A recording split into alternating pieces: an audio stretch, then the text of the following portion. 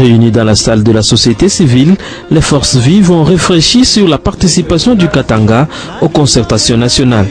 C'est tard dans la soirée de ce dimanche 25 août que les participants se sont mis d'accord sur la nécessité d'élaborer un cahier des charges. Et s'il y a même d'y aller, on devait normalement parfaire il fallait d'abord qu'il y ait une préconcertation au niveau des Katanga, puisqu'il faut avoir un cahier de charges, ce qui n'est pas encore fait jusqu'à ce moment.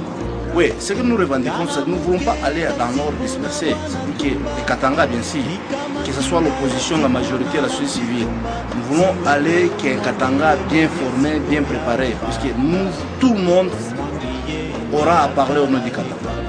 Alors, si nous allons dans l'ordre dispersé, c'est un grand problème. D'abord, au niveau de la représentativité, le Katanga n'est pas représenté. Et nous ne voulons pas être victimes des décisions de Kinshasa. Parce que Kinshasa, tout ce qu'ils vont se décider là-bas, ça va retomber sur les Katangais. Or, les Katanga, c'est le poids économique, politique, démographique, ça dit que ce n'est pas n'importe quelle province. Au vu de tout ce qui se passe au niveau de Kinshasa, à notre niveau, nous avons estimé que les histoires ne se sont pas bien déroulées jusqu'à ce niveau. C'est ainsi que nous demandons à toutes nos forces vives, aux partis politiques, que ce soit de l'opposition ou de la majorité présidentielle, et même à la société civile, d'avoir un cahier de charges commun, afin d'aller défendre les intérêts du Katanga à Kinshasa. Nous ne voulons pas que les gens puissent aller en désordre, c'est ça notre souci, puisque nous avons un objectif et un idéal pour les Katanga. Ainsi, la société civile veut se prendre en charge car les autorités politico-administratives et les leaders politiques ne veulent pas convoquer les pré-concertations locales. Ici, on allait voir l'institution Assemblée provinciale prendre le devant. Chers Katangais, qu'est-ce qu'on fait? L'Assemblée s'est réservée. On allait voir l'exécutif prendre le devant. L'exécutif. Quand tout le monde se réserve, il y a un seul principe qui vous reste. Vous devez vous assumer. Pourquoi? Parce que ces concertations risquent d'aller tuer les acquis du peuple. Le premier acquis, le peuple s'est choisi la voie démocratique. Ces concertations risquent de ramener notre peuple 10 ans ou 20 ans en arrière.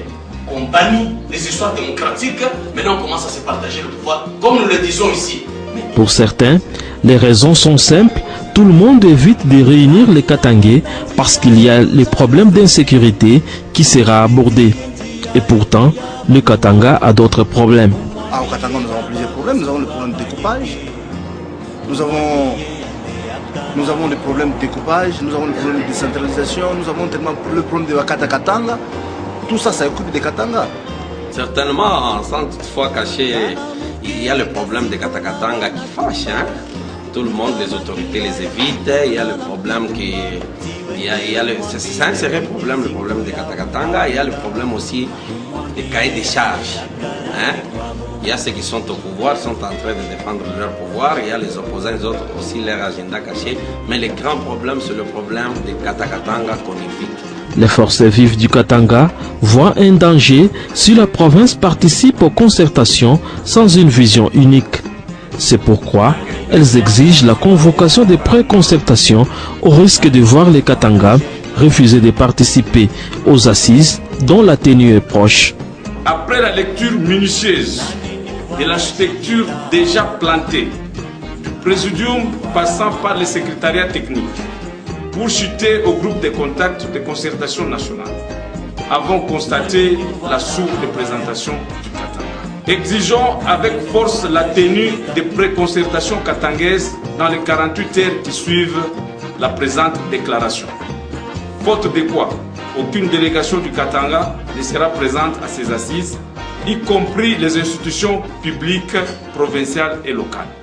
En cas de non-tenue des pré-concertations katangaises, les forces vives du Katanga mettront tout en œuvre la non-participation du Katanga à ces forums. La fondation katangaise qui était représentée à cette rencontre promet de réfléchir sur ces recommandations de la société civile et fera bientôt savoir son point de vue.